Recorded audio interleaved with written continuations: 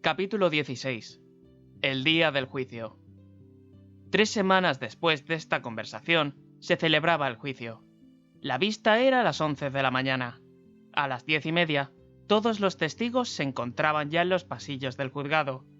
Estos eran los amigos de don Braulio, su vecino y Sebastián. A las 11 menos 10, don Braulio también llegaba acompañado de su esposa, de su abogado y de Lucía. Todos se congregaron a su alrededor y se saludaron.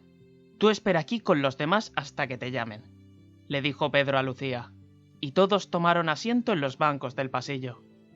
«¿Listo?», le preguntó entonces a don Braulio. «Sí», respondió éste. «Pues vamos allá. A la hora de comer estaremos en casa», concluyó Pedro con entusiasmo. Y acompañado por él y su esposa, entró en la sala y los tres se acomodaron. Ya se encontraba allí el juez, el fiscal, el secretario, el alguacil y todo el personal necesario para iniciar aquel proceso. A las 11 en punto, Emilio también llegaba al juzgado.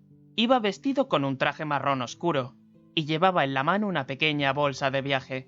Se aproximó al ujier que había en la puerta de la sala y le dijo en voz baja: «Me llamo Emilio Muñoz. Estoy citado a las 11, pero necesito ir un momento al servicio. ¿Puede disculpar mi tardanza, por favor?» «Pero dese prisa. Lo están esperando. Todos los demás ya están aquí».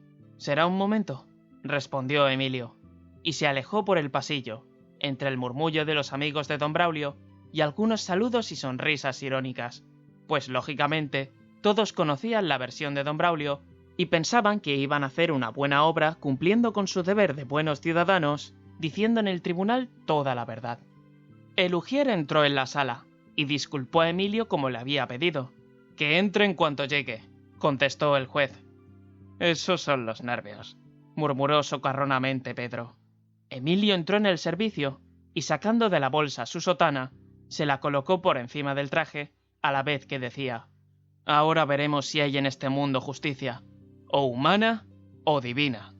Dejó la bolsa detrás del lavabo y volvió por el mismo pasillo, pero esta vez no cruzó entre sonrisas o saludos irónicos, sino entre miradas de asombro y comentarios de estupor. El ujier, sorprendido también, abrió la puerta de la sala y anunció: «El señor don Emilio Muñoz». Emilio entró y caminó entre las 2 hileras de bancos hacia el frente. El juez también lo miraba sorprendido, pues como ya dijimos, en los documentos de Emilio ponía como profesión estudiante. Este llegó a los bancos del principio, donde se encontraban don Braulio y su abogado, pero en vez de sentarse al lado opuesto del otro acusado, como es lo habitual, se volvió mirándolo fijamente. Don Braulio entonces comprendió en un segundo todo lo que estaba pasando. Aquel hombre era el sacerdote que había acompañado a Tomás en sus últimos momentos. Se dio cuenta de la trampa, y ante el estupor de los presentes, se levantó señalando a Emilio con el dedo a la vez que le gritaba lleno de ira: «¡Pero tú eres un cura! ¡Tú no puedes decir nada!». «Pero tú sí puedes», respondió Emilio serenamente. «Vamos, cuéntale al tribunal por qué has intentado matarme. Dile qué es eso tan terrible que quería silenciar, aunque fuera a costa de una vida». Don Braulio comprendió que se había vendido, que su arrebato de ira acababa de tirar por tierra toda la defensa que había planeado con su abogado. Se sintió anonadado y se sentó mirando a su alrededor sin saber qué decir. A esta escena le sucedieron un par de segundos de incómodo silencio, hasta que Emilio continuó diciendo con acento melancólico: «Tú también callas. En este asunto todos callamos, cada cual por una razón. Pero hasta que llegue el momento en que tengas que rendir cuentas en el juicio que nos espera a todos, espero que el señor juez aquí presente comprenda que aquí ha sucedido algo muy grave, que tú no quieres y yo no puedo decir, pero que al desconocer tú el hecho de que yo era sacerdote, has intentado matarme para garantizarte mi silencio».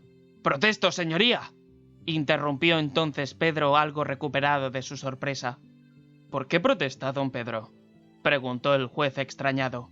«Este hombre ha hablado sin que se le diera permiso». «El primero que ha hablado sin permiso ha sido su cliente, don Pedro». Pedro se sentó y le dijo en voz muy baja: «Maldita sea, don Braulio, me he engañado». «¡Cállate, imbécil!», respondió este furioso, aunque en voz baja también. «Ya puede ir usted buscando otro abogado. respondió Pedro muy enfadado, y levantándose agregó: «Señoría, por desavenencias con mi cliente solicito un aplazamiento de la vista». «Sí, don Pedro. La vista queda aplazada por varias razones. Comprendo que en este asunto hay cosas que no se podrán aclarar, ya que se encuentran sujetas al secreto de confesión.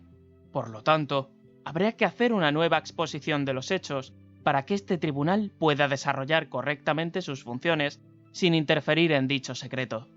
Se levanta pues la sesión, y quedan emplazados para volver a hablar conmigo, tanto don Emilio Muñoz como don Braulio Montés, mañana a las 11 de la mañana, con o sin abogado, como deseen». Todos se levantaron.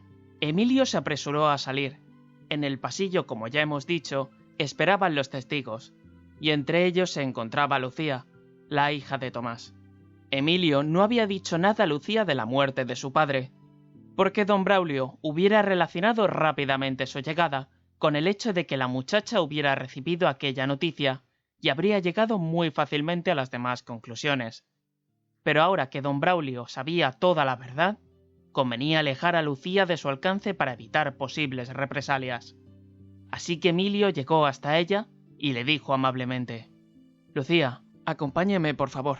Tengo que hablar con usted». «¿Conmigo? ¿De qué?», preguntó ella extrañada y sorprendida como los demás al ver que aquel hombre era un sacerdote. «Acompáñeme, por favor», insistió él cogiéndola suavemente del brazo. «Tengo para usted un recado de su padre». «¿Le ha pasado algo a mi padre?», preguntó ella con inquietud. «El pasillo de un juzgado no es lugar para hablar de ciertos asuntos. Debo de explicarle varias cosas, y todas muy importantes». «Pero yo no puedo irme ahora. Estoy trabajando. Tengo que esperar a los señores y hacer lo que ellos me ordenen». «Yo hablaré con sus señores. Por favor, acompáñeme».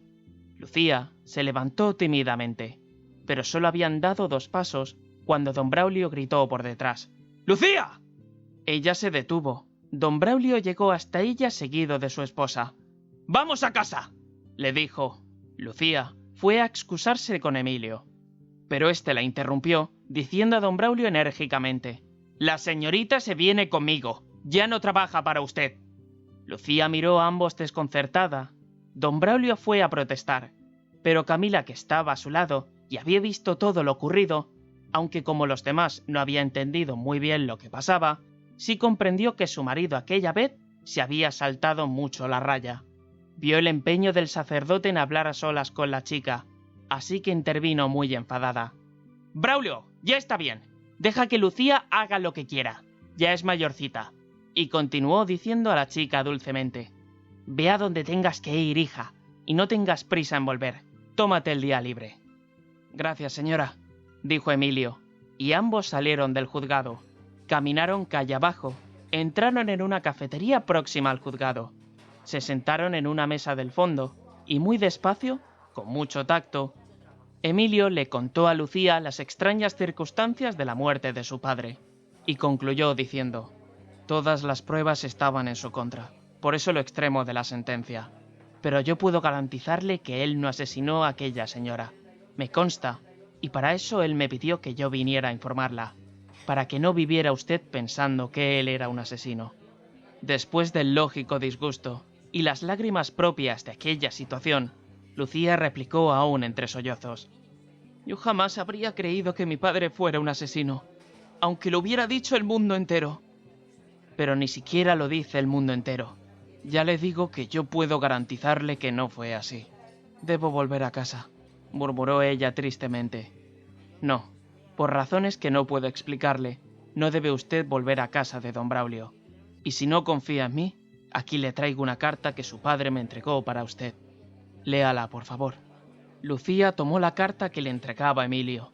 Inmediatamente reconoció la letra de su padre. Esta decía así: «Querida hija, ya que el destino nos separa de una manera tan anómala, y sin que podamos despedirnos, te ruego que, por extrañas que te parezcan, sigas las siguientes instrucciones que aquí te doy, al pie de la letra. Sal de la casa de don Braulio. No quiero que sigas allí. No te preguntes por qué. No hables con él de esto. Vete sin despedirte.